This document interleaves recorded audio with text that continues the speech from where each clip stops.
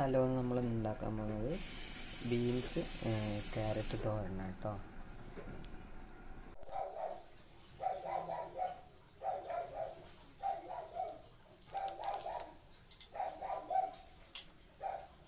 പൊട്ടി കരിവേപ്പില അതിലേക്ക് അരിഞ്ഞ് വെച്ചിരിക്കുന്ന ബീൻസ് ക്യാരറ്റ്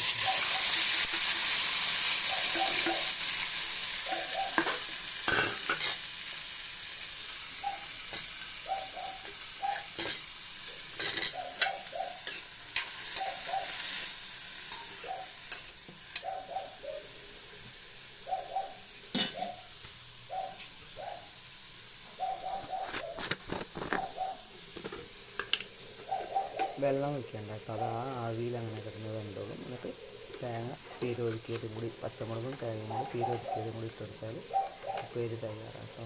ഒന്ന് വേവുന്ന വരെ പാത്തിക്കുക. ബീൻസും ക്യാരറ്റും വെന്തിട്ടുണ്ട്. അപ്പം നമ്മൾ തേങ്ങ ഒതുക്കിയതിട്ടിട്ടുണ്ട് കേട്ടോ. പുറത്ത് നല്ല മഴയുടെ ശബ്ദം കേൾക്കുന്നത്. നമ്മൾ ബീൻസ് ക്യാരറ്റ് തോരൻ തയ്യാറാക്കാം. ക്യാരറ്റ് നല്ല ഗുണമുള്ള സാധനമാണ്. കണ്ണിനും അതേപോലെ കുട്ടികൾക്കൊക്കെ വളരെ നല്ലതാണ്. എല്ലാവരും കുട്ടികൾക്ക് ഉണ്ടാക്കി കൊടുക്കുക. നല്ലൊരു തോരനാണ് കേട്ടോ. അപ്പം എല്ലാവരും എൻ്റെ ചാനൽ സബ്സ്ക്രൈബ് ചെയ്യുക, ലൈക്ക് അടിക്കുക, ഷെയർ ചെയ്യുക കേട്ടോ. Okay, by.